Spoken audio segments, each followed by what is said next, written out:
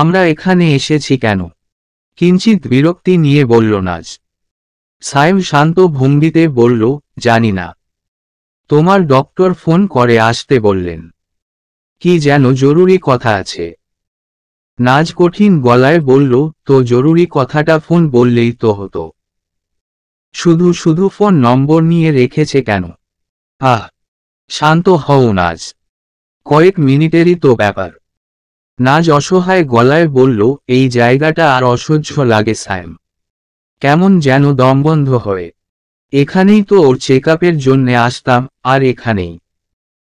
কথাটা শেষ হবার আগেই নাজকে থামিয়ে দিয়ে সাইম কোমল স্বরে বলল, হয়েছে। আর বলতে হবে না। সারাটা দিন শুধু মনমরা হয়ে থাকা। তোমাকে না বলেছি এখন থেকে রেগুলার ক্লাস করতে? ওই ঘটনার পর থেকে নিজেকে একেবারে ঘরবন্দি করে রেখেছ। এভাবে কি জীবন চলে? আমার ইচ্ছা করে না ক্লাসে যেতে। কি হবে লেখাপড়া করে? আমি তো নিজের সন্তানকেই বাঁচাতে পারলাম না। সাইম সান্ত্বনা দিয়ে বলল, আবারও একই কথা। সত্যিটা মেনে নাও নাজ, প্লিজ। আল্লাহ চাইলে খুব শীঘ্রই আমরা বাবা মা হব, আমাদের কোল আলো করে ফুটফুটে একটা বাবু আসবে। নাজ কৌতূহলী গলায় বলল, কিন্তু আমার একটা প্রশ্ন আছে। আবার কি প্রশ্ন? আমার বাচ্চাকে আমি হারালাম কেন? ও পেটে আসার পর কি আমি খুব বাইরে বেরিয়েছে? মা কি তাহলে ঠিকই বলেন? আমি ছোটাছুটি করে বেরিয়েছি, এর জন্যেই কি ও চলে গেল? মায়ের কথাগুলো সিরিয়াসলি নিয়ে মন খারাপ করো না। আমাদের মতো উনিই তো ভেঙে পড়েছেন। শোনো নাজ, একটা মেয়ে প্রথমবারের মতো কনসিভ করলে মিসক্যারেজের একটা সম্ভাবনা থেকেই যায়। নাজ নিচু গলায় বলল, আমাদের ক্ষেত্রেই কেন সম্ভাবনাটা সত্যি হলো? সাইম ছোট্ট দীর্ঘশ্বাস গোপন করে বলল, হয়ে গেছে, আমাদের হাতে তো আর কিছুই নেই। তুমি এবার একটু স্বাভাবিক হও প্লিজ। নাজ কিছু একটা বলতে যাবে তার আগেই শোনা গেল ডক্টর রেহেনার অ্যাসিস্ট্যান্টের কণ্ঠস্বর, mister and Mrs Chowdhury, madam আপনাদের সঙ্গে দেখা করার জন্যে তৈরি। সাইম নাজের দিকে তাকিয়ে ঠোঁটের কোণে বিচিত্র এক হাসির আভাস নিয়ে বলল, চলুন মিসেস চৌধুরী, শুনি আসি আপনার ডক্টর কি বলে। অতিক্ষীণ এক হাসির রেখা ফুটে উঠল নাজের ঠোঁটের কোণেও।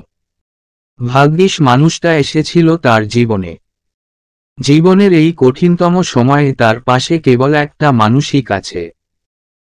সান্ত্বনা ছায়ায় ঘিরে রেখেছে, নানান অজুহাতে কষ্টগুলো ভুলিয়ে দিচ্ছে। ডক্টর রেহানার চেম্বারে এর আগেও বেশ কয়েকবার এসেছিল দুজনে। তবে প্রতিবারই চোখে চকচকে স্বপ্ন আর ঠোঁটে প্রচ্ছন্ন হাসি নিয়ে। তবে আজ সেসবের কিছুই নেই। বাবুটাও যে নেই। চেম্বারে ঢোকার পর থেকেই নাজের মাথার দুপাশের রগ দপদপ করে জ্বলে উঠছে। মনে পড়ে যাচ্ছে বাবুকে ঘিরে ডাক্তারের দেওয়া প্রতিটি পরামর্শগুলো। ডক্টর রেহানা পৃথিবীর সরলতম নারীদের একজন। খুব একটা মারপ্যাচ যে তার মস্তিষ্কে খেলে তার ছাপ চেহারাতেই ফুটে উঠেছে। নাজ আর সাইম চেম্বারে আসার পর থেকেই অনবরত ঘামছেন তিনি। বারবার টিস্যু দিয়ে মুছছেন হাতের তালুতে জমে থাকার ঘামের বিন্দুগুলো। নাজের বিধ্বস্ত মুখটা দেখে ডক্টর রেহানা উদ্বিগ্ন গলায় বললেন, আপনি ঠিক আছেন তো মিসেস নাজনীন? নাজ স্বভাবসুলভ হেসে হ্যাঁ সূচক মাথা নাড়ল। ডক্টর রেহানা দীর্ঘ নিঃশ্বাস ফেলে বললেন, 17 বছরের দীর্ঘ ক্যারিয়ার আমার। আমার এই হাত দুটো ধরে যে কত শিশু পৃথিবীতে এসেছে তার হিসাব নেই। অসংখ্য বাবা মায়ের মুখে পৃথিবীর শ্রেষ্ঠ হাসি ফুটে উঠতে দেখেছি। সেই সাথে দেখেছি হাসিটা ফুটে ওঠার আগেই নিভে যাওয়ার কষ্ট। দুর্ভাগ্যবশত আপনাদের হাসিটা দেখা হলো না। ডক্টরের উচ্চারিত প্রতিটা বাক্যের সঙ্গে সঙ্গে নাজ যেন হারিয়ে যাচ্ছে অন্য একটা জগতে। যে জগতের পুরোটাই অন্ধকারাচ্ছন্ন। ব্যাপারটা বুঝতে পেরে পরিস্থিতি সহজ করার জন্যে সাইম বলল, আমরা বরং ওই বিষয়ে আর কথা না বলি। ডক্টর রেহানা ইতস্তত করে বললেন, জি অবশ্যই। আসলে আজ আপনাদের দুজনকে ডেকেছি বিশেষ একটা কারণে। আবার ঠিক বিশেষও বলা যায় না। সাইম চিন্তিত গলায় বলল, কোন ব্যাপারে ম্যাম? চাইলে যেদিন উনাকে হসপিটাল থেকে রিলিজ করে দেওয়া হলো সেদিনই বলতে পারতাম কথাটা। আসলে ওই সময়টায় আপনারা এতটাই ভেঙে পড়েছিলেন যে আর বলা হয়ে ওঠেনি। তবে অনেক ভেবে দেখলাম আর বেশি দেরি করা হলে মিসেস নাজনীনেরই ক্ষতি। সাইম উদ্বিগ্ন গলায় বলল, ওর ক্ষতি মানে? ম্যাম কি হয়েছে একটু ক্লিয়ারলি বলবেন প্লিজ। অবশ্যই। আসলে মিসক্যারেজের পর আমরা বেশ কিছু টেস্ট করি। টেস্টের রিপোর্টগুলো আপনাকে দেওয়া হয়েছিল। তবে একটা টেস্টের রিপোর্ট আমি নিজের কাছেই রেখে দিয়েছিলাম। কোন টেস্ট? একটা আল্ট্রাসাউন্ড। আমরা কয়েকজন ডক্টর মিলে ওই আল্ট্রাসোনোগ্রাফিটা অনেক অ্যানালাইসিস করেছি। সাইম ব্যাকুল হয়ে বলল, আপনি প্লিজ ধোঁয়াশা না করে বলুন কিসের আল্ট্রাসাউন্ড? আর সবাই মিলে অ্যানালাইসিস করারই বা কি আছে? ডক্টর রেহানা প্রায় অনেকটা সময় চুপ করে থেকে বললেন, আপনার স্ত্রীর দুটো ওভারিতেই সিস্ট পাওয়া গেছে, এন্ডোমেট্রিওসিস। সাধারণত প্রেগন্যান্সির 8 সপ্তাহ পার হলেই আমি আল্ট্রাসোনোগ্রাফি করানোর পরামর্শ দিই। উনার 8 সপ্তাহ আসার আগেই মিসক্যারেজটা হয়ে যায় বলে ধরতে পারিনি। ভয়ঙ্কর বিস্ময় একে অপরের দিকে তাকালো নাজ এবং সায়েম। সবকিছু কেমন যেন গুলিয়ে যাচ্ছে। দুজনে কথাগুলো ঠিকই বুঝতে পারছে, কিন্তু মনে হচ্ছে যেন কিছুই বোঝেনি। ডক্টরের কথাগুলো কি আসলেই সত্যি? এও কি সম্ভব? চোখমুখে একরাশ প্রশ্ন নিয়ে আবারও তার দিকে তাকালো দুজনে, আরও কিছু শোনার আশায়। কি প্রশ্ন করবে তারা জানে না, তবে এতটুকু জানে রেহানার কাছ থেকে আরও কিছু জানার বাকি আছে তাদের। আমরা ডক্টরের টিম মিলে দীর্ঘ মিটিং চালিয়েছি। যেহেতু উনার কম বয়স তাই অনেক চেষ্টা করেছি অন্য কোনো উপায় খুঁজে বের করার। কিন্তু সিস্টগুলো দিন দিন ভয়ঙ্কর আকার ধারণ করছে। সাধারণত 5 সেন্টিমিটারের চেয়ে কম আকারের সিস্টের ক্ষেত্রে অপারেশন ছাড়াও চিকিৎসার একটা চেষ্টা করে থাকি। কিন্তু আপনার সিস্টটা তার থেকে অনেক বেশি বড়। সাইম লক্ষ্য করল কেমন এক ঘোরের জগতে হারিয়ে অদ্ভুতভাবে কেঁপে উঠেছে নাজ। তার হাত পায়ের এই কম্পন যেন শক্তিশালী কোনো ভূমিকম্পকেও হার মানাবে। চোখমুখ রক্তশূন্য হয়ে উঠেছে। সাইম শক্ত করে নাজের বাম হাতটা চেপে ধরল। আকস্মিক এই স্পর্শে বিন্দুমাত্র ভাবান্তর হল না নাজের। এখনো মেয়েটা হারিয়ে আছে কোথায় যেন। ক্ষণিকের নীরবতা ভঙ্গ করে সাইম অস্পষ্ট গলায় বলল, তাহলে এখন? ডক্টর রেহানা পরিষ্কার গলায় থেমে থেমে বললেন, আই অ্যাম সরি, অপারেশন ছাড়া আমাদের কাছে আর কোনো পথ খোলা নেই। অপারেশনের মাধ্যমে উনার ওভারি এবং ইউটেরাস বাদ দিতে হবে। মুহূর্তেই ঘোরের জগৎ থেকে ফিরে এলো নাজ। কম্পিত স্বরে বলল, তার মানে আমি আর কখনো মা হতে পারবো না? ডক্টর রেহানা চুপ করে রইলেন। নীরবতাই মাঝে মাঝে সরবতার অভাব পূরণ করে দেয়। নাজ চোখ দুটো নিমিষেই ভর্তি হয়ে গেল অবাধ্য অশ্রুগুলোর দ্বারা। মেয়েটা কিছু একটা বলতে চাইছে, কিন্তু বলতে পারছে না। কিছু একটা করতে চাইছে, কিন্তু করতে পারছে না। হঠাৎই যেন মনে করে চেয়ার ছেড়ে উঠে ছুটে বেরিয়ে গেল চেম্বার থেকে। নাজের বেরিয়ে যাওয়ায় তখনও কোনো প্রকার ভাবান্তর হয়নি সাইমের মাঝে। সেই তখন থেকে থ হয়ে বসে আছে ছেলেটা। হাত পা কেমন যেন আশার হয়ে আসছে। হৃদস্পন্দন অস্বাভাবিক গতিতে বেড়ে যাচ্ছে। এসব কি হচ্ছে তাদের জীবনে? একের পর এক দুর্যোগের কালো মেঘ কেন এসে নামছে তাদের জীবনে? কিসের শাস্তি দিচ্ছেন সৃষ্টিকর্তা তাদের? কি করে সামলাবে সাইম নিজেকে? তার থেকেও বড় কথা, কি করে সামলাবে নাজকে? নাজের কথা মনে আসতেই সম্বিত ফিরে পেল সাইম। মেয়েটা হুট করে কোথায় গেল? আশেপাশে তো কোথাও নেই। ডক্টর বললেন কয়েক সেকেন্ড আগেই বেরিয়ে গেছে নাজ। আর এক মুহূর্ত অপেক্ষা না করে সঙ্গে সঙ্গে চেম্বার থেকে বেরিয়ে গেল সাইমু। আশপাশে বিশাল ওয়েটিং এরিয়া। অসংখ্য মানুষ প্রতীক্ষমান হয়ে বসে আছেন তাদের কাঙ্ক্ষিত ডাক্তারের জন্যে। চারিদিকে এত মানুষ অথচ নাজকে কোথাও দেখা যাচ্ছে না। প্রচণ্ড দিশেহারা বলে মনে হচ্ছে নিজেকে। কি করবে কিছুই বুঝতে পারছে না। কি অনুভব করবে তাও বুঝতে পারছে না। বুঝবে কি করে? প্রকৃতি তো এর থেকে বেশি কঠিন পরিস্থিতিতে কখনো এনে ফেলেনি তাকে।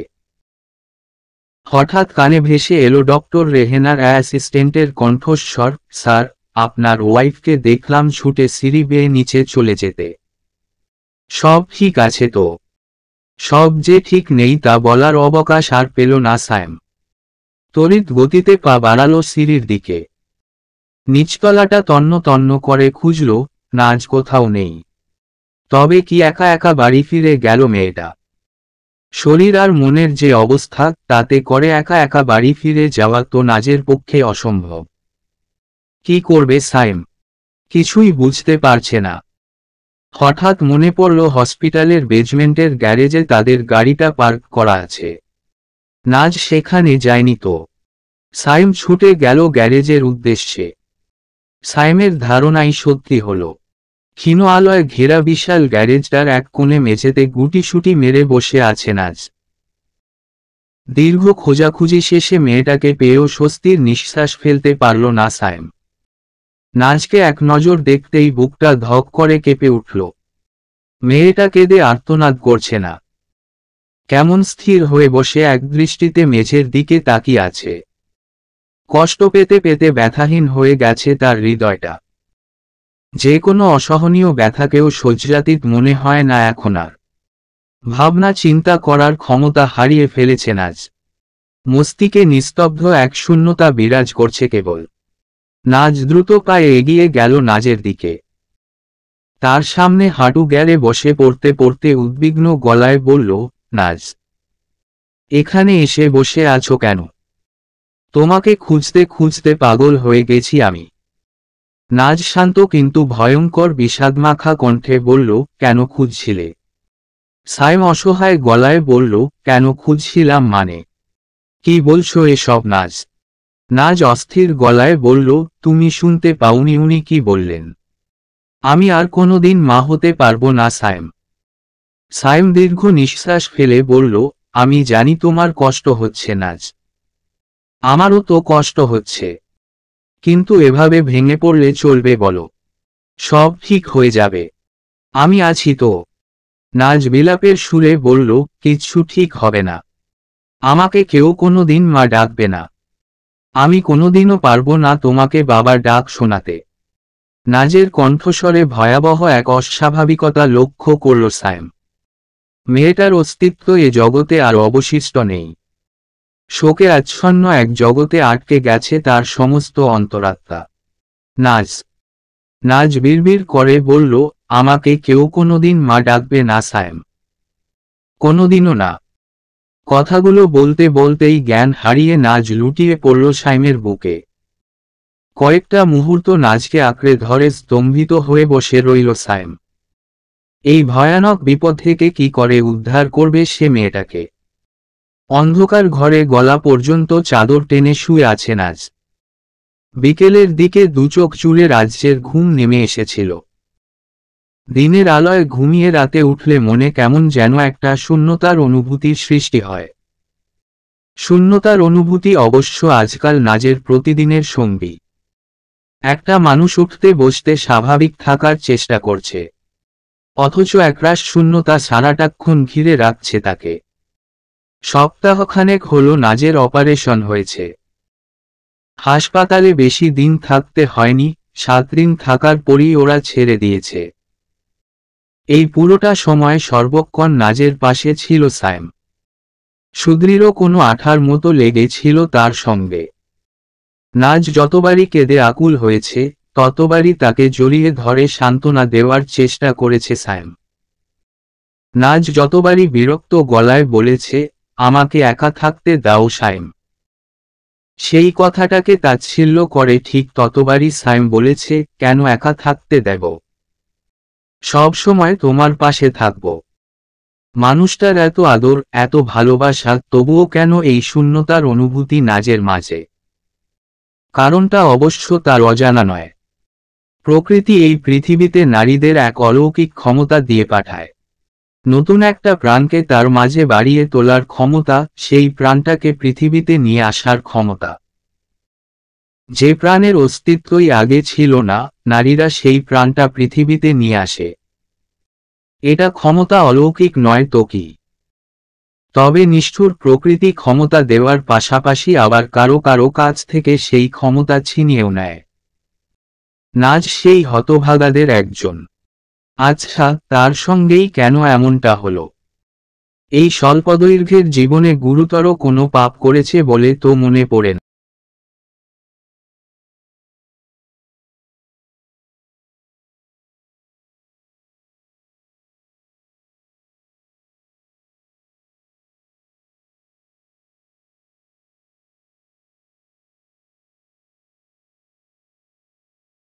না, তবে নাজের সঙ্গেই কেন?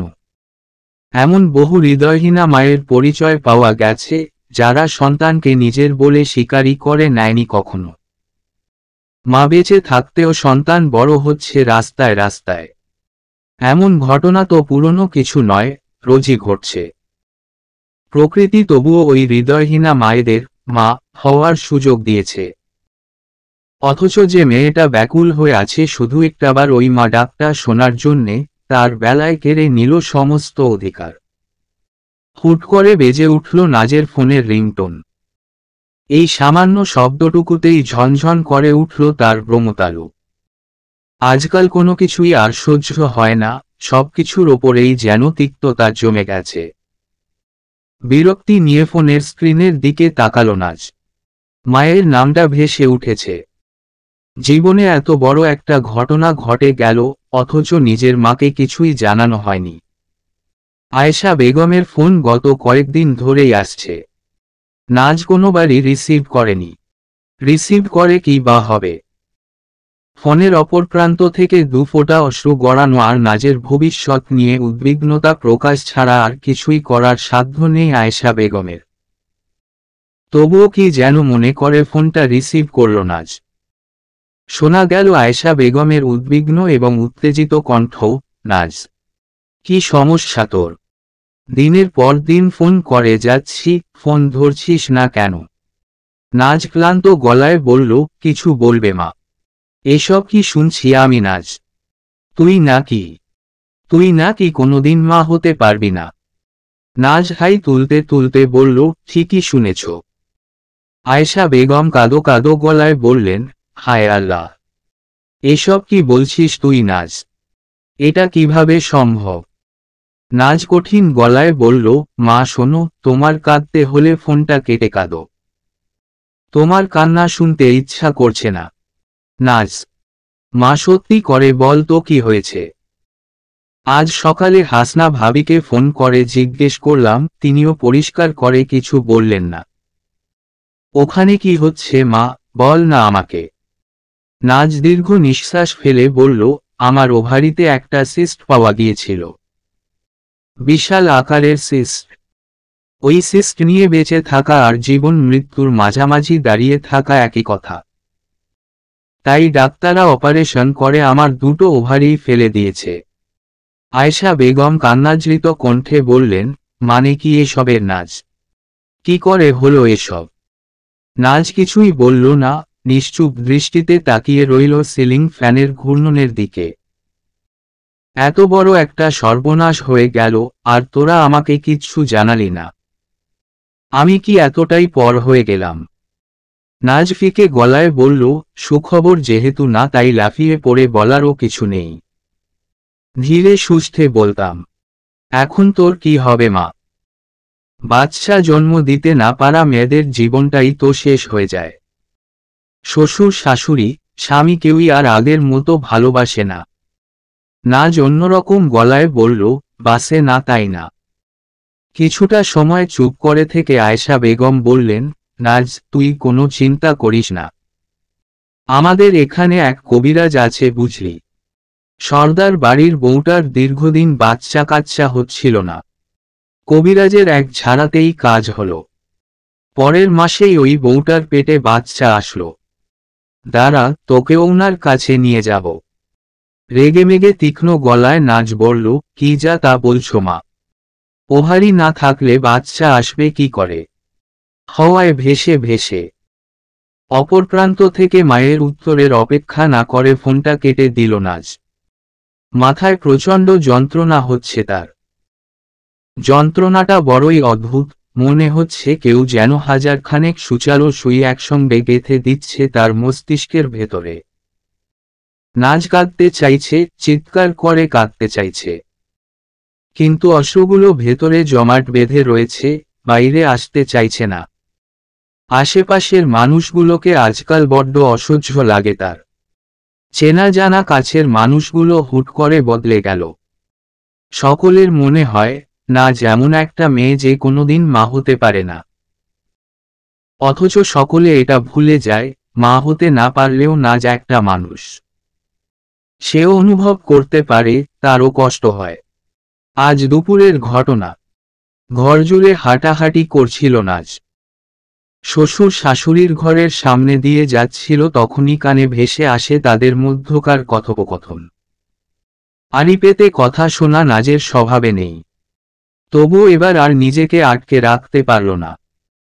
হাসনা বেগম বিলাপের সুরে বললেন, কপাল খারাপ বুঝলে, কপাল খারাপ হলে এমনটাই তো হবে। আশেপাশে কত মানুষের মুখে সুখবর শুনি। আমাদের বেলায়ও সুখবর এলো, আবার সেটা দুঃসংবাদও হয়ে গেল। আর নাকি কোনোদিনও সুখবর আসবে না। শওকত সাহেব শান্ত গলায় বললেন, থামো এবার তুমি।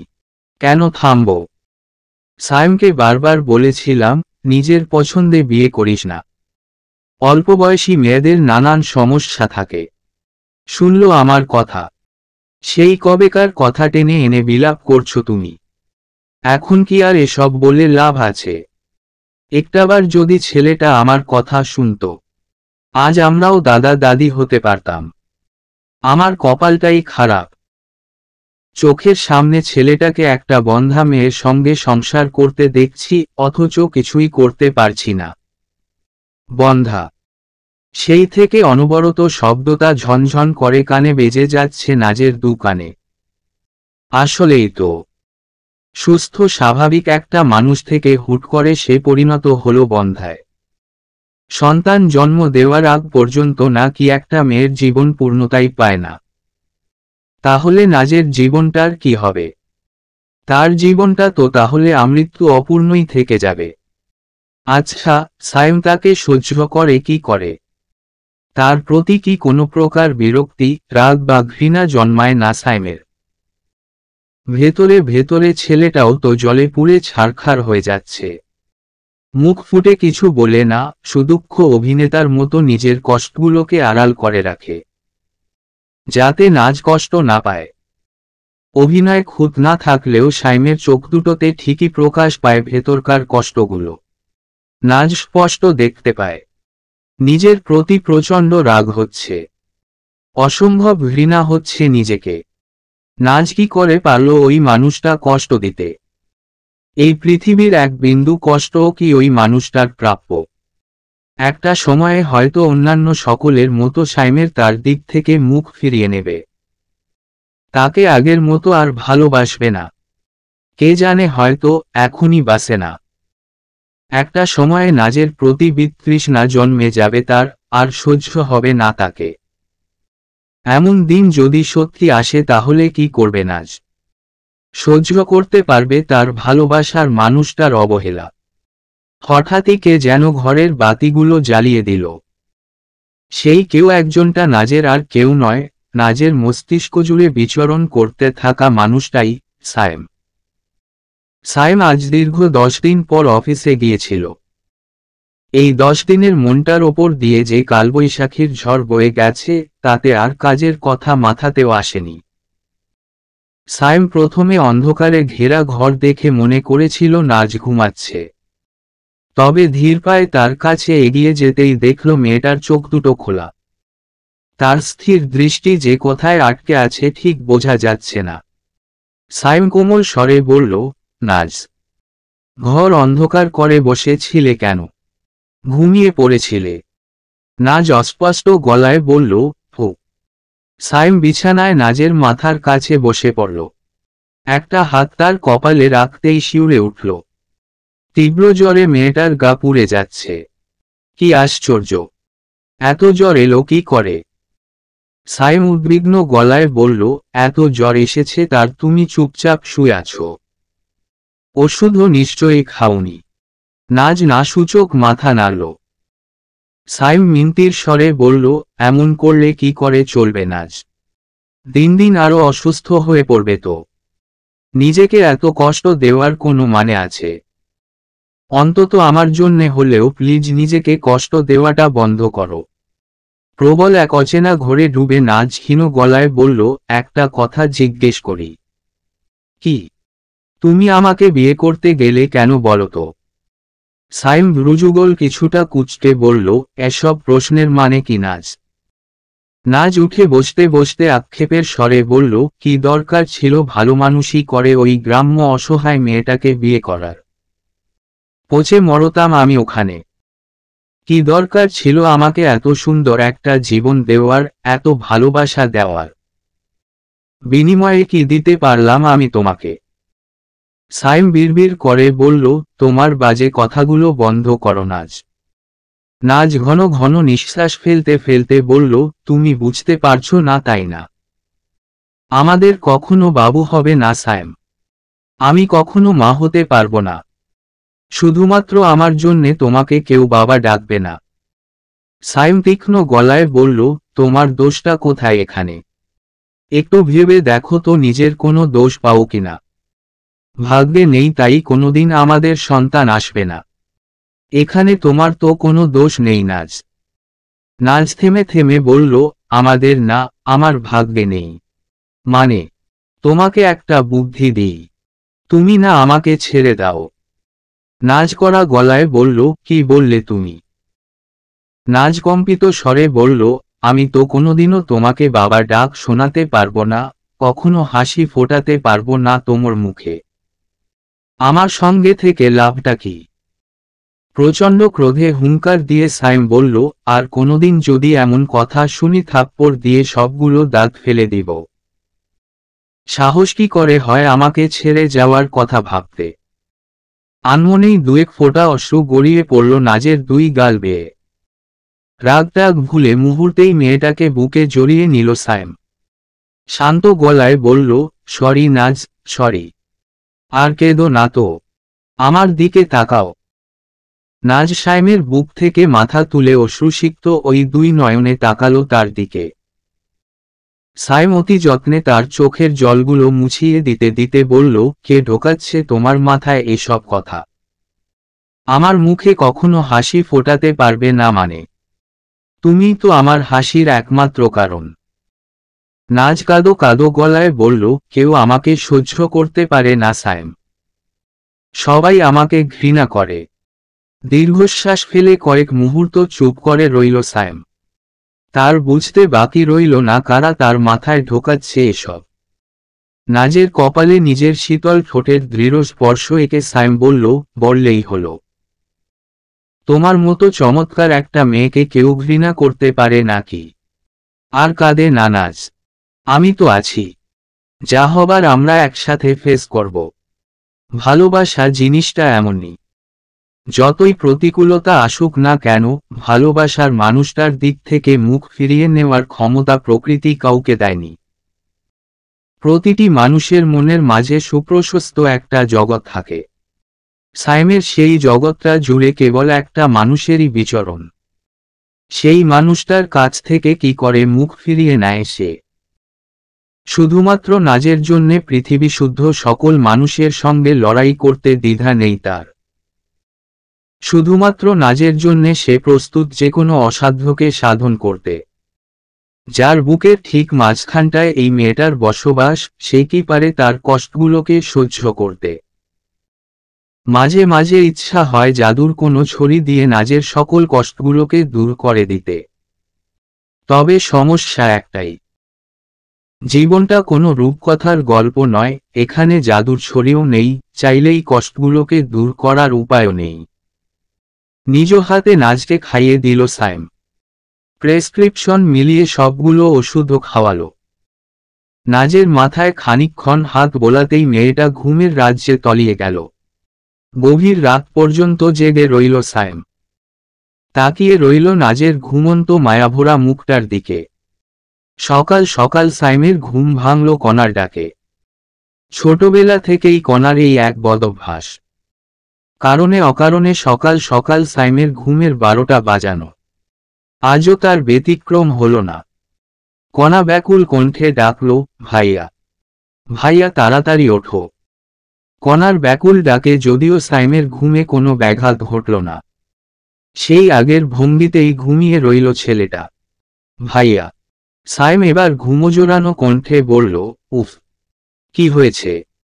কণা ব্যস্ত গলায় বলল, ওঠো না প্লিজ। সাইম উঠে বসতে বসতে বিরক্ত গলায় বলল, কি হয়েছে? চেঁচাচ্ছিস কেন ষাঁড়ের মতো? কণা চিন্তিত গলায় বলল, ভাইয়া নাজ বাসায় নেই। কোথায় গেছে? আমি কি করে বলবো কোথায় গেছে? আমি আর মা তো সেই ভোর বেলা উঠেছি। ভেবেছিলাম নাজ বোধ হয় ঘুমাচ্ছে তাই আর ডাকিনি। কিন্তু যেই না 8টা বেজে গেল আমার সন্দেহ হলো। এতক্ষণে তো নাজের উঠে যাওয়ার কথা। এ ঘরে এসে দেখি দরজার লক খোলা আর নাজ ভেতরে নেই। সাইম হাই তুলতে তুলতে বলল, গেছে হয়তো পাশের বাসায়। কোথাও নেই ভাইয়া। আশেপাশের সবগুলো ফ্ল্যাটে খোঁজ নিয়ে দেখেছি। ছাদেও গিয়েছিলাম। নাজ কোথাও নেই। সাইম ভ্রু কুঁচকে বলল, কি আশ্চর্য! একটা মানুষ বাইরে যেতে পারে না। ফোন করেছিস ওকে? কণা ইতস্তত করে বলল, না আসলে। সাইম বালিশের নিচ থেকে ফোনটা হতে নিতে নিতে বলল, কণা তুই না সেই গাধাই রয়ে গেলি। দুনিয়ার সব জায়গায় খুঁজেছিস অথচ একটা ফোন করলেই যে কাজ হয় তা আর মাথায় আসেনি। নাজের নম্বরে ডায়াল করে 2টো রিং বাজতেই চমকে উঠল সাইম। কারণ নাজের ফোনের রিংটোন শোনা যাচ্ছে। ওই তো। খাটের পাশে থাকা সাইড টেবিলে তার ফোনটা দেখাও যাচ্ছে। কি আশ্চর্য! মেয়েটা বাইরে গেছে অথচ ফোন নিয়ে যায়নি। সাইম ব্যস্ত ভঙ্গিতে বিছানা ছেড়ে উঠতে উঠতে ফোন করল এ বাড়ির সিকিউরিটি গার্ডকে। সিকিউরিটি গার্ড একটা রিং বাজতেই ফোন রিসিভ করে বলল, আসসালামু আলাইকুম স্যার। ওয়ালাইকুম আসসালাম। তোমার ম্যাডামকে দেখেছ কোথাও? জি স্যার। উনি তো সেই ভোর বেলা বাইর হইয়া গেলেন। কোথায় গেছে কিছু বলেছে? জি না স্যার। আমিও জিগাই নাই, কোথায় যান জিগাইলে আবার মাইন্ডসে মাইন্ড করে। চিন্তিত ভঙ্গিতে ঘর জুড়ে পায়চারি করছে সাইম। চিন্তার সঙ্গে খানিকটা বিরক্তিও কাজ করছে তার মধ্যে। একটা মেয়ে সকাল সকাল বাড়ির কাউকে কিছু না জানিয়ে বেরিয়ে যাবে, এটা কেমন কথা? তাও আবার মেয়েটা সুস্থ নয়। গত রাত পর্যন্ত গা কাঁপানো জ্বরে ভুগেছে নাজ, কে জানে এখনো সেই জ্বর আছে কিনা। পায়চারি করতে করতেই সাইমের চোখ দুটো আটকে গেল ড্রেসিং টেবিলের ওপরে। একটা ভাঁজ করা হলুদ রঙের কাগজ চাপা দেওয়া আছে তার অ্যাশট্রে দিয়ে। আর এক মুহূর্ত অপচয় না করে সাইম ছুটে গেল কাগজটার কাছে। কাগজের ভাঁজ খুলতেই সাইমের শিরদাঁড়া প্রকম্পিত করে বয়ে গেল প্রবল এক স্রোত। নাজের গোটা গোটা মুখ, তার মতো হাতের লেখায় একটা চিঠি। মনে একরাশ সংশয় আর দুশ্চিন্তা নিয়ে সাইম চিঠিটা পড়তে শুরু করল। সাইম, কতগুলো কথা বলবো তোমাকে। কথাগুলো তোমার সামনাসামনি বসে তোমার চোখের দিকে তাকিয়ে বলার সাহস করে উঠতে পারছিলাম না। তাই লিখতে বসলাম। মনে আছে, তোমাকে একবার আমার ছোটবেলার গল্প করেছিলাম। ছোটবেলা থেকেই আমার আত্মীয় স্বজনেরা আমাকে ছোট করার, অপমান করার, হেয় করার কোনো সুযোগই ছাড়ত না। যেন আমি পৃথিবীতে এসেছি তাদের কটাক্ষের শিকার হতে। আমি পড়ালেখায় ভালো না, আদব কায়দা জানি না, সারাদিন বাদরের মতো ঘুরে বেড়াই, না জানি কত কি। কিন্তু একটা পর্যায়ে সব বদলে গেল। পড়ালেখায় মনোযোগ দিলাম, আদব কায়দা শিখলাম, বাদরের মতো ঘোরাঘুরি ছেড়ে ঘরের লক্ষ্মী বউ হয়ে উঠলাম। সেই সাথে হয়ে উঠলাম সকলের পছন্দের। জীবনের সেরা সময় সম্ভবত ওটাই ছিল।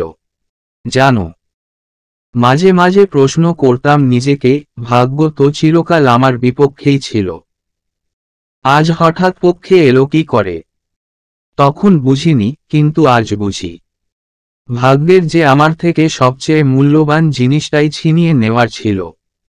একটা মেয়ে হাজারটা স্বপ্ন দেখে, পড়ালেখা করার স্বপ্ন, ভালো ক্যারিয়ারের স্বপ্ন, সুন্দর একটা পরিবারের স্বপ্ন, ভালোবাসার মানুষের স্বপ্ন, না জানি কত কি। কিন্তু দিন শেষে তার প্রত্যেকটা স্বপ্নকেই ছাপিয়ে যায় মা হওয়ার স্বপ্ন।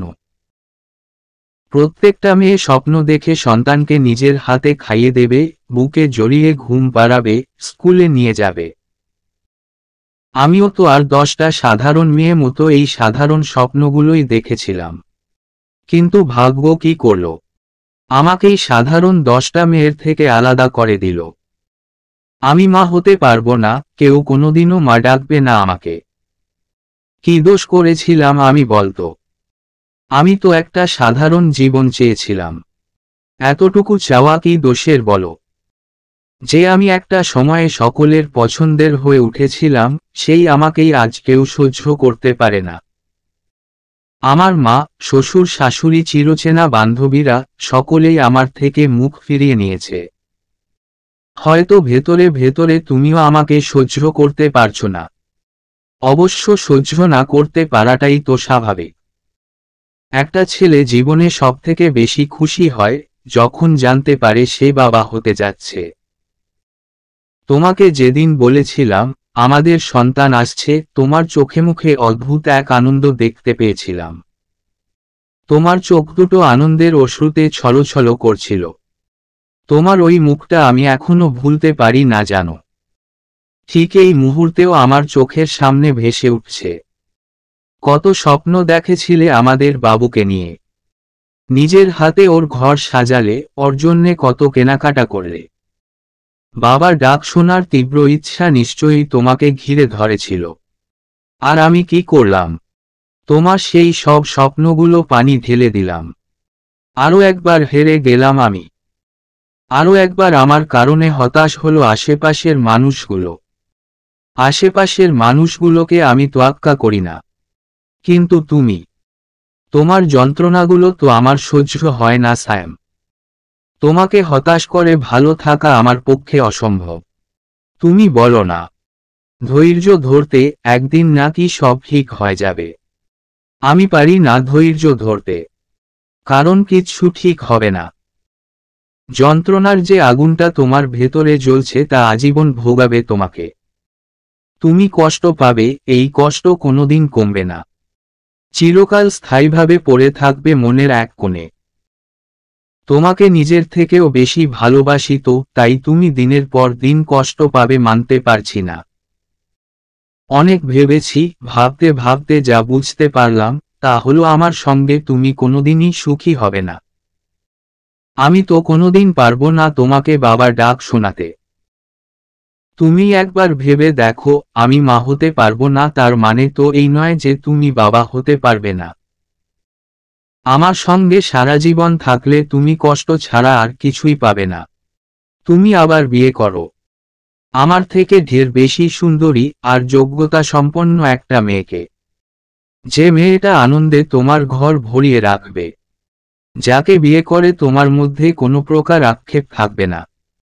আমি দূর থেকে চিরকাল তোমার জন্যে দোয়া করে যাব। আমি চলে যাচ্ছি সাইম। জানি না কোথায়, কিন্তু তোমার থেকে অনেক দূরে। যত দূরে গেলে তুমি আমাকে আর কোনোদিন খুঁজে পাবে না, ঠিক ততটা দূরে।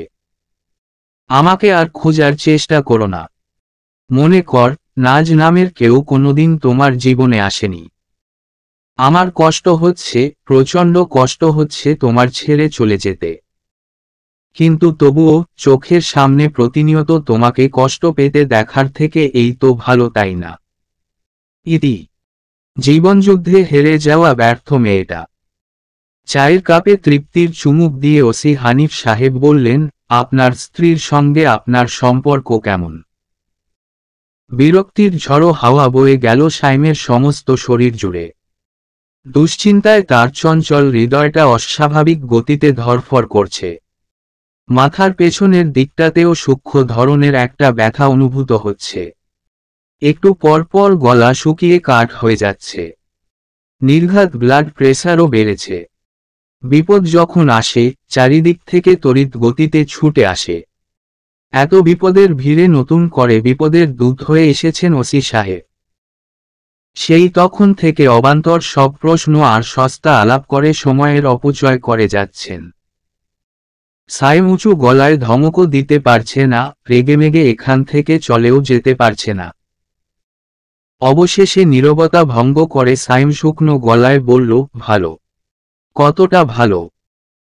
সাইম ভ্রু কুঁচকে তীক্ষ্ণ স্বরে বলল, বৈবাহিক সম্পর্ক কতটা ভালো বা কতটা খারাপ তা পরিমাপ করার কোনো স্কেল নেই তো। থাকলে আপনাকে মেপে বলতাম। ওসি হানিফ সরলভাবে হেসে বললেন, এটা ভালো বলেছেন ভাই। তেমন কোনো স্কেল থাকলে আমাদের অর্ধেক কাজই তো কমে যেত। কি বলো শরীফ?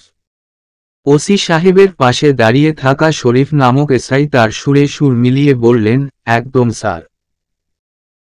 হানিফ সাহেব বিজ্ঞের মতো বলতে শুরু করলেন, আরে বাবা, দুনিয়ার সব সমস্যা শুরু হয় এই বিয়ে থেকে। বিয়ের আসর থেকে কনে পালিয়ে যাওয়া, বিয়ের পর স্বামীর মারধর, ডিভোর্স, না জানি কত কি। এই বিয়ে করেই লোকে একটা না একটা ঝামেলা বাঁধায়, আর রাতের ঘুম হারাম করে এখানে বসে থাকতে হয় আমাদের। কি বলো শরীফ? একটা জিনিস বাদ গেছে স্যার। তাই? কোনটা বলতো? পরকীয়া। হানিফ সাহেব হতবাক হয়ে বললেন, আরে তাই তো। এত ইম্পর্ট্যান্ট একটা বিষয়ে বাদ পড়ল কি করে? ভালো কথা, সাইম সাহেব। আপনার স্ত্রীর আবার অন্য কারোর সঙ্গে সম্পর্ক নেই তো? সাইম এবার আর নিজেকে সামলে রাখতে পারল না। ভেতরে জমে থাকা সকল ক্রোধগুলোর প্রকাশস্বরূপ হুঙ্কার দিয়ে বলল, হোয়াট রাবিশ। ওসি হানিফ শান্ত গলায় বললেন, কিছু মনে করবেন না ভাই। আপনারা ভদ্র সমাজের ভদ্র মানুষ। কিন্তু বাকিরা তো আপনাদের মতো না। স্বামী স্ত্রীর মিসিং কমপ্লেইন ফাইল করেছে, পরে দেখা গেছে স্ত্রী অন্য একটা ছেলের হাত ধরে পালিয়েছে। কম করে হলেও এমন 50টা কেস আমি নিজের হাতে হ্যান্ডেল করেছি। সাইম বহুকষ্টে নিজের রাগ নিয়ন্ত্রণ করে বলল, আমরা কি কাজের কথায় আসতে পারি? অবশ্যই, অবশ্যই। আরে আপনাদেরকে সেবা দেওয়ার জন্যেই তো বসে আছি। কি যেন বললেন, আপনার স্ত্রী ঢাকা ইউনিভার্সিটির ছাত্রী? জি। তা উনি আজ সকাল সকাল বাসা থেকে বেরিয়ে গেলেন কেন? ঝগড়াঝাটি করেছিলেন নাকি? না। ঝগড়া করব কেন? করতেই তো পারেন। মেয়েদের এক বদভ্যাস হলো কথায় কথায় স্বামীর সঙ্গে ঝগড়া করে বাপের বাড়ি চলে যাওয়া। ভালো কথা, উনার বাপের বাড়িতে খোঁজ নিয়েছেন? ওর বাপের বাড়ি ময়মনসিংহে। আমি তো আপনাকে সবটাই বললাম। আমার চেনা জানা কোনো জায়গায় ও যাবে না। ও এমন কোথাও যাবে যে জায়গাটা আমি চিনি না। ওসি সাহেব কি যেন ভেবে বিজ্ঞ গলায় বললেন, আমার মনে হয় কি এটা খুবই সাধারণ ব্যাপার। মন খারাপ করে বাড়ি থেকে চলে গেছে, দুদিন পর ফিরেও আসবে। হয়তো কোনো বান্ধবীর বাড়িতে লুকিয়ে আছে। এই বান্ধবীগুলোই হলো যৎসব কুবুদ্ধির দাতা।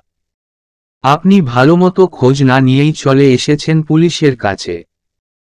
সাইম প্রতিবাদের সুরে বলল, কিন্তু আমি ওর সব বান্ধবীদের ফোন করেছি। কোথাও যায়নি।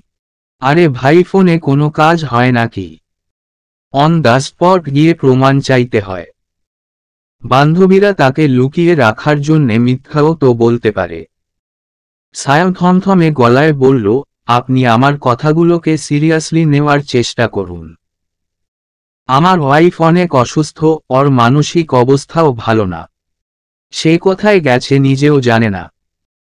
তার মানে আপনার ভাষ্য একটা চিঠি লিখে দিয়ে যেদিকে দুচোখ যায় সেদিকে চলে গেছেন, তাই তো?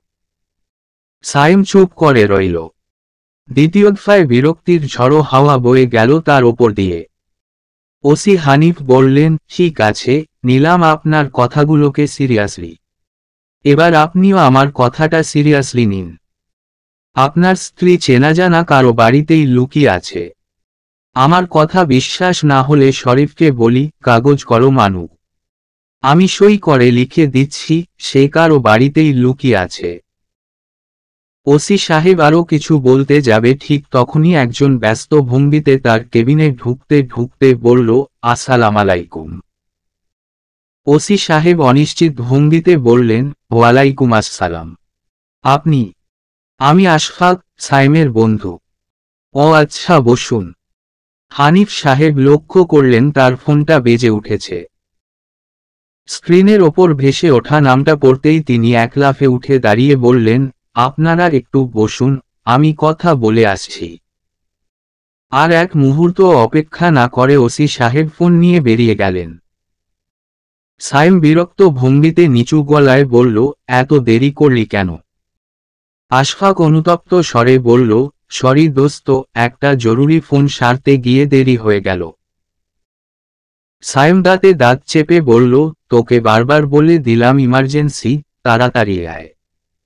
আর তুই পড়েছিলি তোর ফোন নিয়ে। কি এমন জরুরি ফোন? একটু ওয়েট কর, এক্ষুনি টের পাবি। মানে? দুজনের কথার মাঝেই পুনরায় ঘটল ওসি সাহেবের আগমন। তবে এবার আর তার কণ্ঠস্বরে আগের মতো তাচ্ছিল্যের ভাবটা নেই। আন্তরিকতায় বিগলিত হয়ে তিনি বললেন, আর এ কি আশ্চর্য! আপনারা যে ডিআইজি স্যারের এত কাছের মানুষ, আগে বলবেন না? সাইম ভ্রুযুগল সামান্য কুঁচকে বলল, ডিআইজি? আশফাক নিচু গলায় বলল, আমার মামি।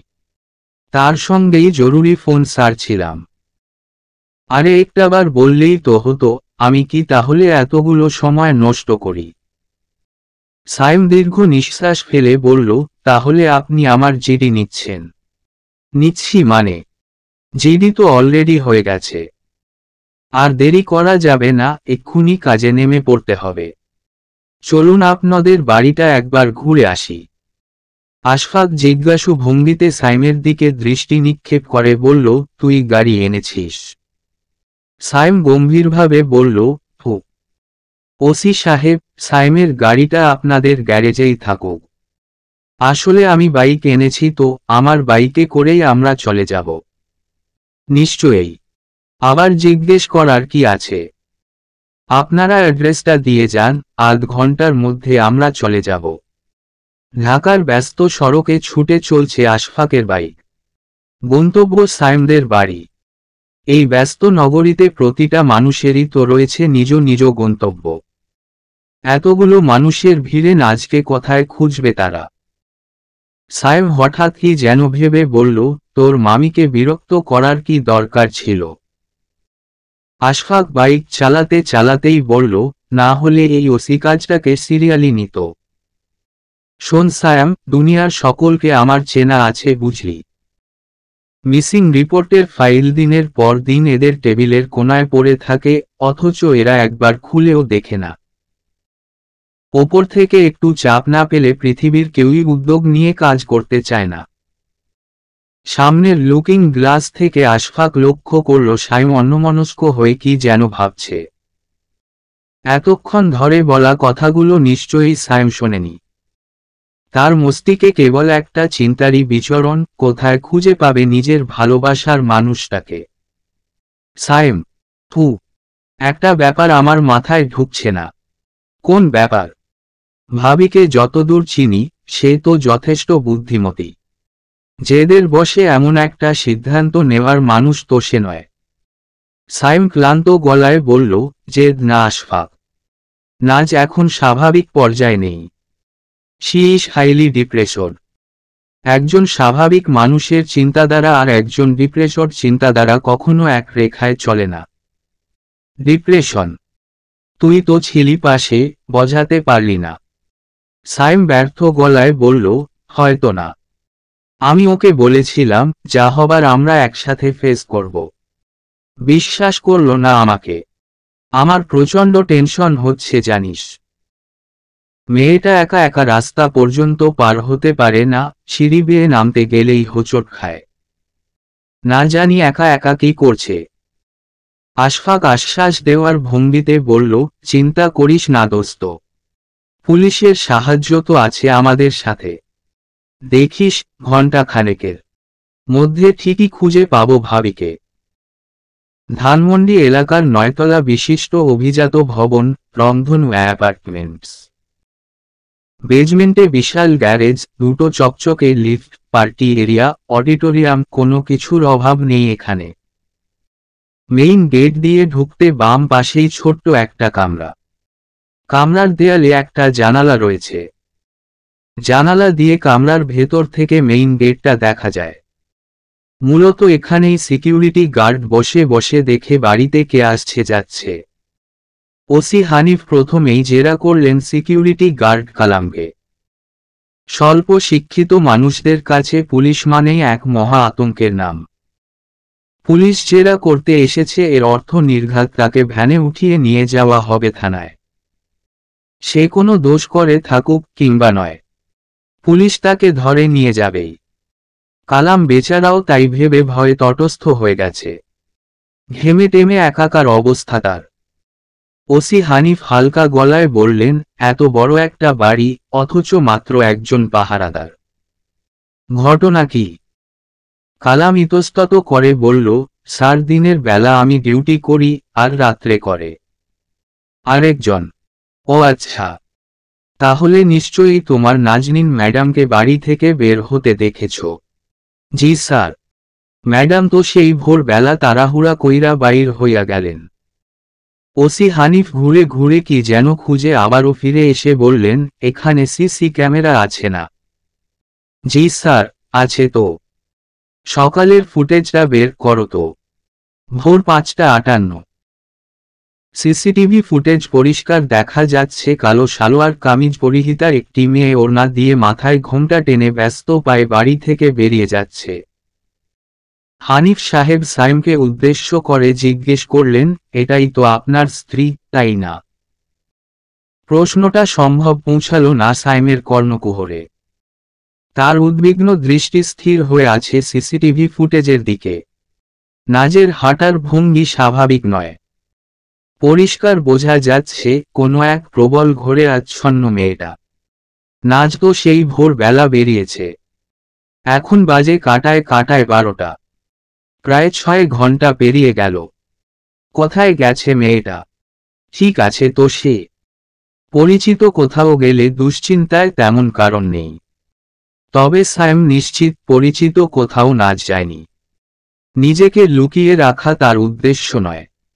নাজের উদ্দেশ্য নিজেকে কষ্ট দেওয়া।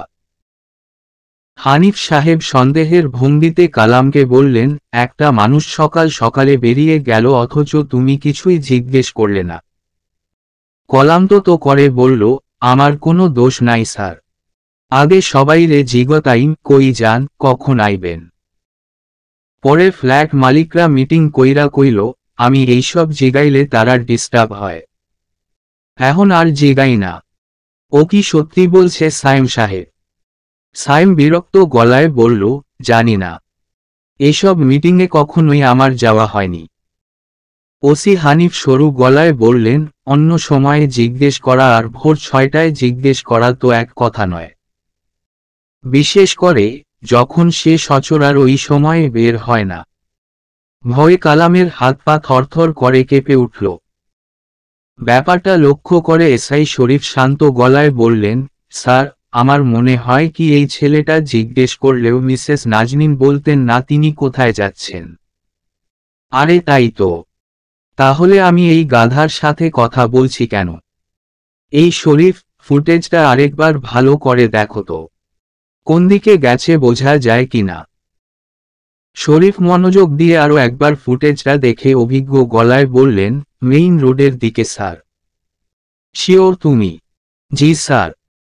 ওসি সাহেব নির্দেশ দেওয়ার ভঙ্গিতে বললেন, এখান থেকে মেইন রোড পর্যন্ত যতগুলো সিসিটিভি আছে সবগুলোর ফুটেজ আমার লাগবে। সময় সকাল 6টা থেকে 7টা। পারবে না? পারবো স্যার। কতক্ষণ লাগতে পারে? সর্বোচ্চ ঘণ্টাখানেক। Very good. ফুটেজগুলো কালেক্ট করে আমাকে জানাও। আর সায়েম সাহেব, আপনি তখন বলছিলেন বছরে বেশ কয়েকবার আপনারা গ্রামের বাড়িতে যান। প্রতিবার নিশ্চয়ই একই বাস স্টেশন থেকে টিকিট কাটেন। হ্যাঁ, মোহাম্মদপুর বাস স্টেশন থেকে। হানিফ সাহেব কিছু একটা বলতে যাবেন তখনই শরীফ চমকে উঠে বললেন, স্যার মেইন রোড ধরে গেলেই তো মোহাম্মদপুর বাস স্টেশন। তাই না কি? তাহলে সায়েম সাহেব চলুন ওখান থেকে একটু ঢু মেরে আসি। বলা তো যায় না, হয়তো আপনার স্ত্রী আচমকা ঠিক করলেন তিনি গ্রামের বাড়িতে যাবেন। শরীফ: জি স্যার। তুমি ততক্ষণে সিসিটিভি ফুটেজগুলো জোগাড় করো, আমি ফিরে এসে দেখব। ভালো কথা, সায়েম সাহেব আপনার স্ত্রী তো তার ফোনটা বাড়িতেই রেখে গেছে তাই না? সায়েম বলল, হ্যাঁ, ফোনটা আমার লাগবে। যদি পরিচিত কারোর বাড়িতে গিয়ে থাকেন তাহলে নিশ্চয়ই আগের দিন যোগাযোগ করবেন। সায়েম আশফাকে নিয়ে ওপরে উঠে এলো। বাড়িতেই তো নাজের ফোনটা। সদর দরজা খোলাই ছিল। বাড়ির ভেতরে প্রবেশ করতেই সায়েম দেখতে পেল তার মা বাবা চিন্তিত ভঙ্গিতে বসে আছেন বসার ঘরে। কণা অযথা পায়চারি করছে গোটা বাড়ি জুড়ে। সায়েম দেখেই হাসনা বেগম এক লাফে উঠে এলেন তার কাছে। উদ্বিগ্ন গলায় বললেন, সায়েম, বৌমাকে পেলি? মায়ের ছুঁড়ে দেওয়া প্রশ্নটা এক প্রকার তাচ্ছিল্য করেই সায়েম পা বাড়ালো শোবার ঘরের দিকে। হাসনা বেগম তার পিছু নিয়ে বললেন, কি হলো, কথা বলছিস না কেন? পেয়েছিস বৌমার কোনো খোঁজ? সায়েম সাইড টেবিল থেকে নাজের ফোন হাতে নিয়ে থমথমে গলায় বলল, না। কি সাংঘাতিক মেয়ে রে বাবা! একে তো আমাদের এত বড় একটা সর্বনাশ করলো, তার ওপরে আবার পালিয়ে বেড়ানো হচ্ছে। ভেবেছে কি নিজেকে অপামে একটা? সায়েম করা গলায় বলল, মা প্লিজ। সেই অপারেশন দিন থেকে মেয়েটাকে হেউ করে কথা বলছো। এবার অন্তত ক্ষান্ত হও। হাসনা বেগম হতবাক গলায় বললেন, তুই বউয়ের হয়ে ওকালতি করছিস? সায়েম নির্বিকার ভঙ্গিতে বলল, হ্যাঁ করছি। কাউকে না কাউকে তো ওর সাইডে থাকতে হবে। কেন থাকতে হবে কেন? ছি ছি, ভদ্র বাড়ির বউ এভাবে বাড়ি ছেড়ে পালায়? কোনোদিন দেখেছিস না শুনেছিস এমন কথা? তার ওপরে আবার তুই পুলিশ ডেকে সবাইকে জানিয়ে বেড়াচ্ছিস। লোকে কি বলবে? সায়েম কঠিন গলায় বলল, আমার না কিছুই যায় আসে না মা। তোমার ওইসো কল্ড লোকেদের খুব ভালো করে চেনা আছে আমার। এরা সুখের দিনে পাশে থাকবে, সাফল্যে বাহবা দেবে, কিন্তু জীবনে একটু ব্যথরতা এলেই এরা মুখ ফিরিয়ে নেয়। হাসনা বেগম কিছু বলতে যাবেন তার আগেই আশফাক শান্ত ভঙ্গিতে বলল, সায়েম চল, ওসি সাহেব অপেক্ষা করছেন তো। মোহাম্মদপুর বাস স্টেশনে প্রতিদিন হাজারো মানুষের আনাগোনা। প্রতিটা মানুষ ছুটে চলছে নিজে গন্তব্যের দিকে। কেউ বা কাজের স্বার্থে, আর কেউ প্রিয়জনের মুখে ফুটে ওঠা প্রচ্ছন্ন হাসিটা দেখার লোভে। এত ব্যস্ততা, এতগুলো ব্যস্ত মানুষ, সকলের মুখের আদল মনে রাখা কষ্টকর। তবুও স্টেশনের ম্যানেজার এক দেখাই চিনে ফেললেন সায়েমকে।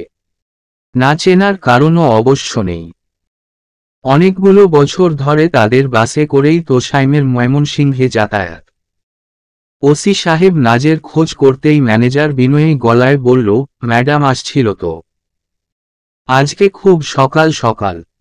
আমি তো অবাক, এই সকালে।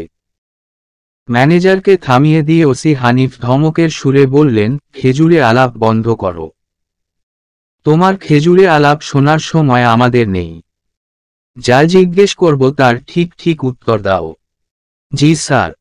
উনি কি কোনো বাসের টিকিট কেটেছিলেন? জি স্যার। ম্যাডাম সকাল 7টার ঢাকা টু ময়মনসিংহ বাসের একটা টিকিট কাটছিলেন। হানিফ সাহেব সাইমের দিকে তাকিয়ে বিজয়ীর হাসি হেসে বললেন, কি বলেছিলাম না? আমার কথা তো বিশ্বাস করলেন না। ওসি সাহেবের বিজয়ীর হাসি মোটেও বিগলিত করতে সক্ষম হল না সাইমকে। নাজ সকালের বাসে গ্রামের বাড়িতে চলে গেছে, ব্যাপারটা তার কাছে বিশ্বাসযোগ্য বলে মনে হচ্ছে না। সাইমের চোখে মুখে প্রগাঢ় চিন্তার ছাপ এখনো বিদ্যমান। ম্যানেজার চিন্তিত ভঙ্গিতে বললেন, কিন্তু স্যার। আবার কিন্তু কি? বাসের নম্বর বের করো, এতক্ষণে তো পৌঁছে যাওয়ার কথা, তাই না? স্যার, ম্যাডাম তো বাসে উঠেন নাই। ওসি সাহেব হকচকিয়ে গিয়ে বললেন, মানে?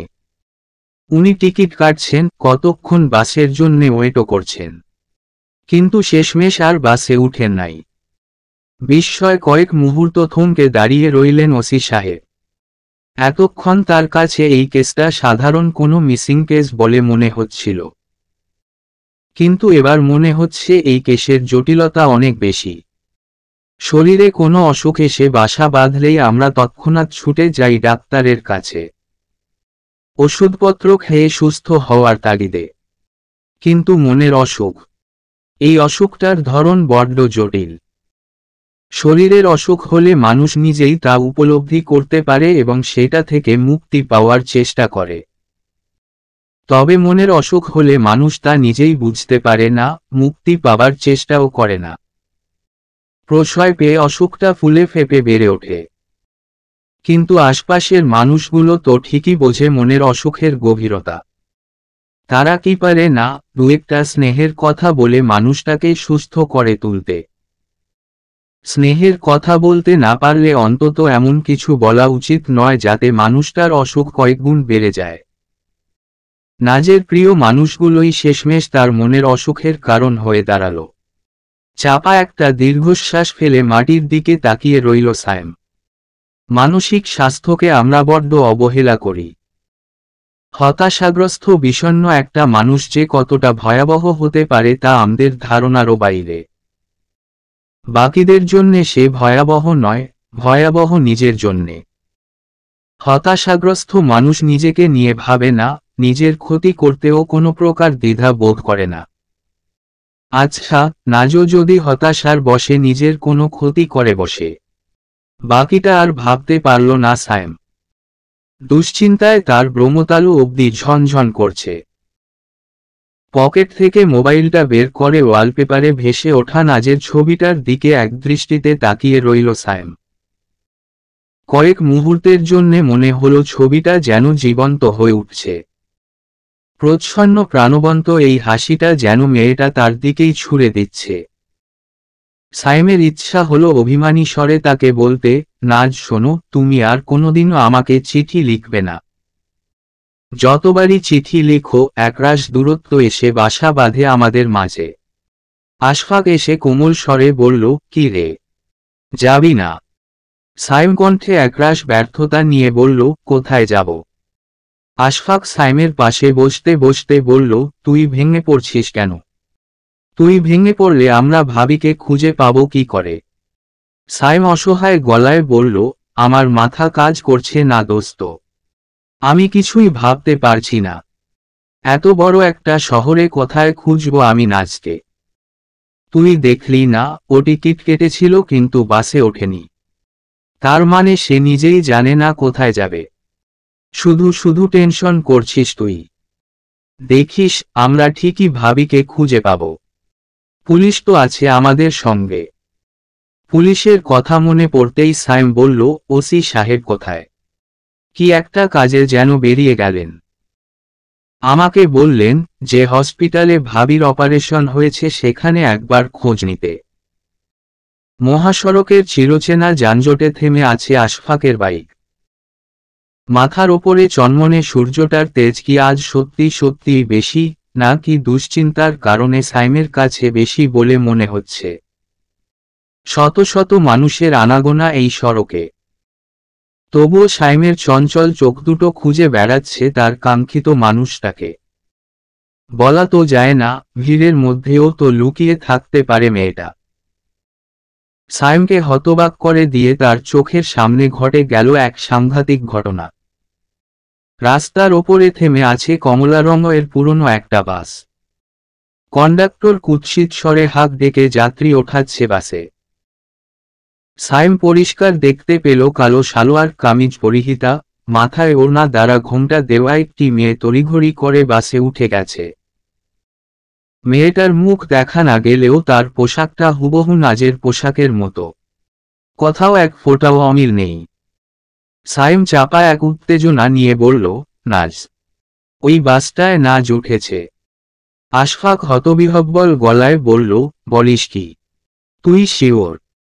উত্তর দেওয়ার ইচ্ছা বা প্রয়োজন কোনোটাই সাইমের মধ্যে দেখা যাচ্ছে না। তার চোখে মুখে কেবল একটাই তাগিদ, নাজের কাছে যাবার। সাইম বাইক থেকে উঠে রাস্তার ওপারে যাবে, ঠিক তখনই দুপারের রাস্তার ট্রাফিক একসঙ্গে ছেড়ে দিল। কোনো মানে হয়? প্রায় 20 মিনিট ধরে এ রাস্তায় বিচরণ, আর কয়েকটা সেকেন্ড থাকলে কি এমন ক্ষতি হতো? সাইম বিরক্ত, হতাশ এবং ক্রুদ্ধ ভঙ্গিতে আবারও বাইকে উঠে বসতে বসতে বলল, আশফাক, তাড়াতাড়ি বাইক ঘোরা। ওই বাসটাকে ফলো করতে হবে। নম্বরটা খেয়াল করেছিস? হ্যাঁ করেছি, তাড়াতাড়ি ঘোরাতো। আশফাক ঘুরিয়ে চলে গেল রাস্তার ওপর প্রান্তে। বাসের গতির সঙ্গে পাল্লা দিয়ে চলছে তার বাইক। এভাবে চলতে থাকলে বাসটাকে ধরে ফেলতে খুব একটা বেগ পেতে হবে না তাদের। সাইমের নিঃশ্বাস ঘন হয়ে আসছে। মনে মনে ক্রমশ প্রার্থনা করে যাচ্ছে, এবার যেন নাজকে ফিরে পেতে কোনো বিঘ্নের সম্মুখীন না হতে হয়। এদিকে শহরের আরেক প্রান্তে ছুটে চলছে ধানমন্ডি থানার পুলিশদের নিজস্ব একটি জিপ। ড্রাইভ করছে এসআই শরীফ এবং তার পাশের সিটে সানগ্লাস চোখে জানালা থেকে মুখ বের করে আয়েশি ভঙ্গিতে রোদ উপভোগ করছেন ওসি হানিফ। শরীফ হঠাৎই যেন মনে করে বলল, স্যার, আপনি তো মাশাল্লাহ অনেকগুলো মিসিং কেসই হ্যান্ডেল করেছেন। কি মনে হয় মিসেস নাজনীনকে খুঁজে পাওয়া যাবে? ওসি হানিফ চিন্তিত গলায় বললেন, বুঝতে পারছি না শরীফ। পৃথিবীর জটিলতম কেসগুলোর মধ্যে মিসিং কেস অন্যতম। মাঝে মাঝে তো খুনের কেসের থেকেও বেশি জটিল। সে কি স্যার? ওসি সাহেব বিজ্ঞের মতো বলে উঠলেন, খুনের কেসে অনেকগুলো ক্লু থাকে। একটা ডেড বডি থাকে, খুনের কোনো না কোনো লক্ষণ থাকে। আমাদের কাজ খুনিকে খুঁজে বের করা। কিন্তু মিসিং কেসের বেলায় কোনো ক্লুই থাকে না। যে মানুষটা নিখোঁজ সে চাইলে যে কোনো জায়গায় লুকিয়ে থাকতে পারে। ঢাকায় আছে, না ঢাকায় বাইরে আছে, নাকি আবার দেশের বাইরে আছে, আমরা কিছুই জানি না। আন্দাজে ঢিল ছোড়ার মতো খুঁজে বেড়াই মানুষটাকে। তার থেকেও বড় ঝামেলা হলো নিখোঁজ মানুষটা নিজেই তার গন্তব্য জানে না। টিকিট কাটল কিন্তু বাসে উঠল না। আমার মনে হয় মেয়েটা একটা ঘোরের মধ্যে আছে। আপন মানুষদের দেওয়া আঘাতগুলো তাকে তাড়া করে বেড়াচ্ছে। টিকিট কেটেও বাসে না ওঠার একটা যুক্তি আমি বের করেছি স্যার। কি যুক্তি? শরীফ গুছিয়ে বলল, মিসেস নাজনীনের ফোনটা পাওয়ায় বেশ সুবিধাই হয়েছে স্যার। ওই নম্বর থেকে শেষ কলটা এসেছে তার মায়ের কাছ থেকে গত রাতে। মায়ের সঙ্গে মেয়ের কথোপকথন তেমন সুবিধাজনক মনে হলো না। মেয়ে ডিপ্রেশড আর মা তার ডিপ্রেশন আরও বাড়িয়ে দিচ্ছেন। নাজনীন একটা সময়ে রেগেমেগে ফোন কেটে দেন। আজ সকালে বাড়িতে থেকে তাড়াহুড়ো করে বেরিয়ে কিছু না ভেবেই তিনি চলে গেলেন বাস স্টেশনে। তাড়াহুড়োর মধ্যেই টিকিট কাটলেন। পরে মনে পড়ল, গ্রামের বাড়ি ফিরে গেলে তো নিজের মাকেও পাশে পাবেন না। তাই বাসে না উঠে বেরিয়ে এলেন। হতে পারে। তোমার পর্যবেক্ষণ ভালো শরীফ। শরীফ প্রশংসায় বিগলিত হয়ে বলল, থ্যাংক ইউ স্যার। আচ্ছা শরীফ, আমরা এখন যাচ্ছি কোথায়? ইডেন কলেজে। নাজনীনের এক ঘনিষ্ঠ বান্ধবী এখানে পড়ে। গত মাসে তিনি এই বান্ধবীকে এসএমএস করে বলেন আজ মানে 13ই মার্চ তার ক্যাম্পাসে গিয়ে দেখা করবেন। বলো কি? এই কথা এতক্ষণ বলনি কেন? তার মানে ওখানে গেলে নাজনীনকে পাওয়া যেতেও পারে, আবার নাও পারে স্যার। কেন? কারণ গত মাসে তার জীবনে কোনো সমস্যাই ছিল না। অথচ আজ এত শত সমস্যার ভিড়ে বান্ধবীর সঙ্গে দেখা করার কথা মনে আছে কিনা, কিংবা মনে থাকলেও সেই ইচ্ছাটা অবশিষ্ট আছে কিনা সেটাই চিন্তার বিষয়। ইডেন কলেজের রাষ্ট্রবিজ্ঞান বিভাগে 4র্থ বর্ষের ছাত্রী তুষি। এই কয়েক বছরে অভাবনীয় পরিবর্তন লক্ষণীয় তার মাঝে। আগেকার সেই হ্যাংলামো, লেখাপড়ায় অবহেলা, ক্লাস ফাঁকি দিয়ে ঘুরে বেড়ানো, সেসব কোথায় যে উধাও হয়ে গেছে কে জানে। তুষি এখন নাকের ডগায় চশমা লাগিয়ে ঘুরে বেড়ানো শিক্ষকদের প্রিয় ছাত্রীদের একজন, সে কারণেই অধ্যক্ষের অফিসে পুলিশ তার খোঁজ করতেই ভড়কে গেলেন তিনি। নিতান্ত সাধারণ একজন ছাত্রীকে হঠাৎ পুলিশ খুঁজতে যাবে কেন? ওসি সাহেব শান্ত ভঙ্গিতে সকাল থেকে ঘটে যাওয়া ঘটনাগুলো পুঙ্খানুপুঙ্খভাবে তুলে ধরলেন তুষির কাছে। তুষিও বিনা বাক্যব্যয়ে শুনল পুরোটা। ওসি হানিফ জিজ্ঞেস করলেন, আজ তো আপনাদের দেখা করার কথা ছিল তাই না? তুষি নির্বিকার ভঙ্গিতে বলল, জি। নাজ বলেছিল আজ 12টায় আমাদের ক্যাম্পাসে আসবে। কি একটা বিজনেস আইডিয়া ওর মাথায় এসেছে, সেটা নিয়েই আলাপ করবে। আশ্চর্য ব্যাপার, বান্ধবীর সঙ্গে দেখা করলে তার বাসায় যাবে, কিংবা একসঙ্গে ফুচকা খেতে যাবে, শপিং মলে ঘুরতে যাবে। বান্ধবীর ক্যাম্পাসে আসার লজিকটা কি? আমাদের এই ক্যাম্পাস নাজের ভীষণ পছন্দের। মাসে 2 মাসে একবার এসে এখানে ঘুরে বেড়ায়।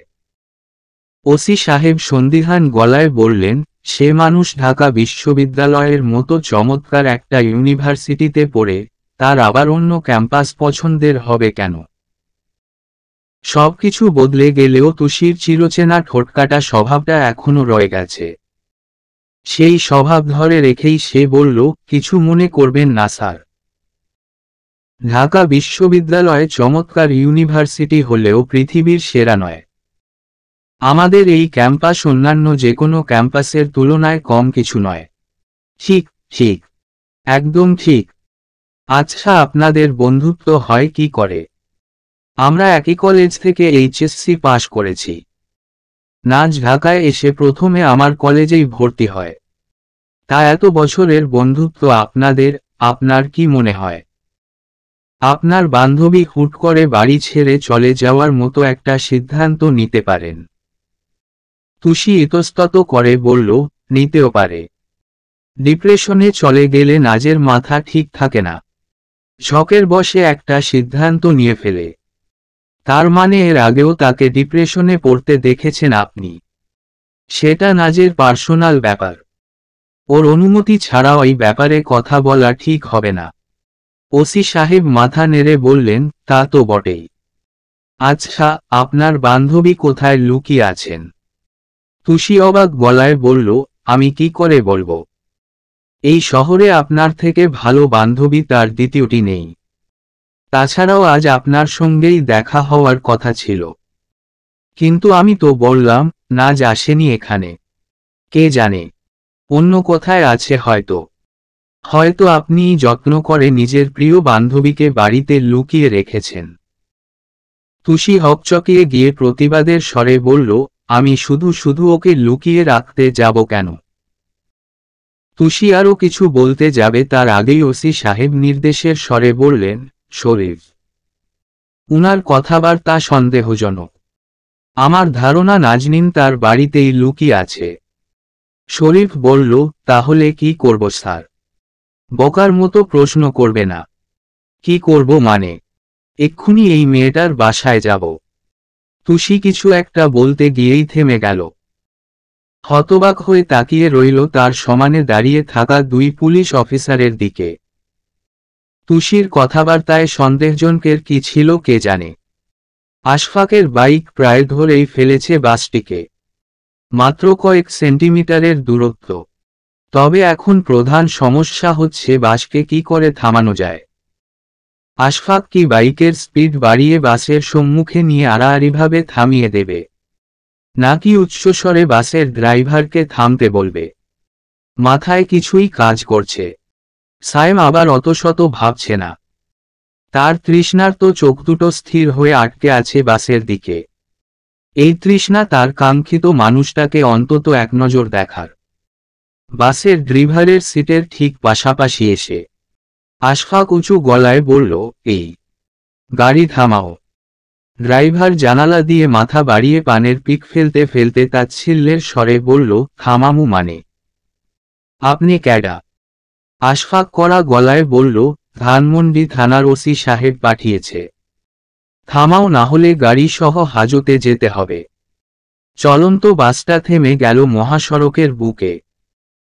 সায়ন তড়িঘড়ি করে উঠে গেল তাতে, তার পিছু পিছু উঠল আশফাকও। দুই আগন্তুকের আকস্মিক আগমনে যাত্রীদের বিস্মিত চোখ দুটো তাদের দিকেই আটকে আছে।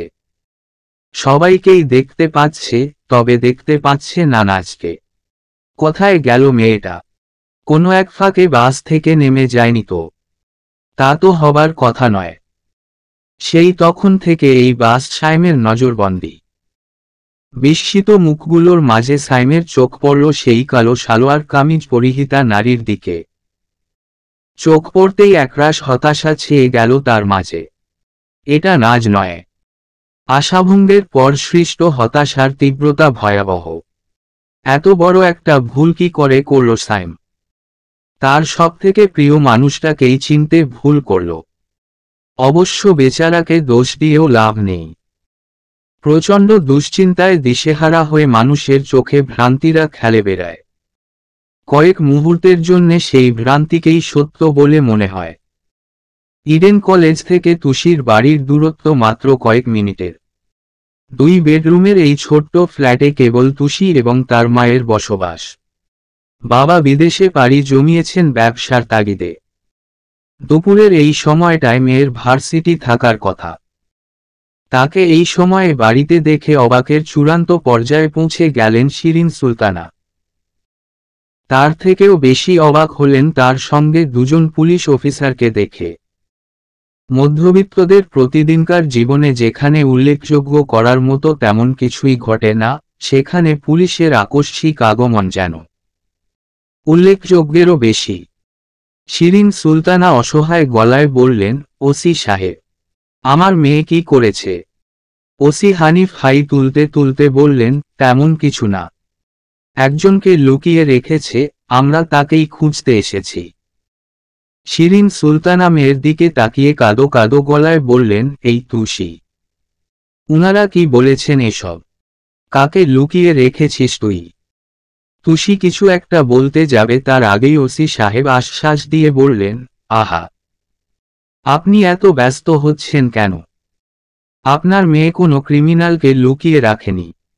শরীফ, চিঠি লিখে নিজ বাড়ি থেকে বেরিয়ে যাওয়া কি কোনো ক্রাইম? শরীফ ইতস্তত করে বলল, এটা তো বলতে পারবো না স্যার। মান সম্মান কিছুই রাখলে না। দাঁড়িয়ে আছো কেন? যাও, খোঁজা শুরু করো। বাড়ির ছাদের চিলেকোঠা, বারান্দার সঙ্গে থাকা ছোট্ট ঘর, রান্নাঘরের সঙ্গে থাকা বাথরুম, বলতে গেলে বাড়ির কোনো একটা কোণেও খুঁজতে বাকি রাখল না শরীফ। এমনকি বাড়ির নিচতলার বাগানেও একদফা খোঁজাখুঁজি হল। কোথাও নাজের বিন্দুমাত্র চিহ্ন পর্যন্ত নেই। ওসি সাহেব মোটামুটিভাবে নিশ্চিত ছিলেন, আর কোথাও না হলেও তুষির বাড়িতে ঠিকই পাওয়া যাবে নাজকে। এসব কি হচ্ছে? একটা মানুষ নিশ্চয়ই হুট করে উধাও হয়ে যেতে পারে না। ওসি সাহেবের মাথায় হাজার রকম চিন্তারা আনাগোনা শুরু করেছে।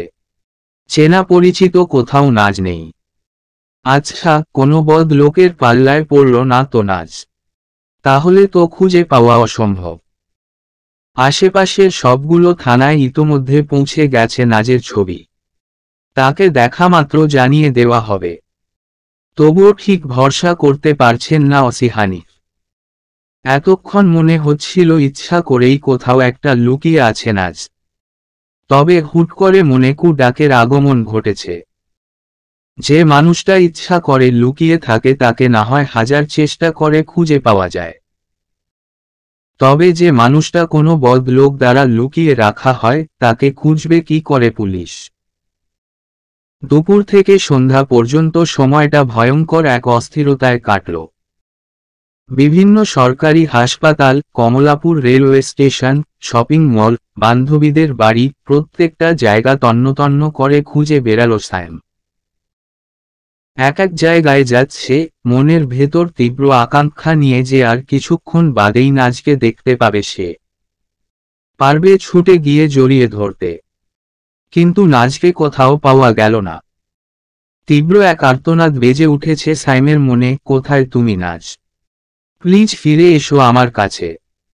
মানুষের মনের কথাগুলো তো আর দূর থেকে কেউ বুঝতে পারে না।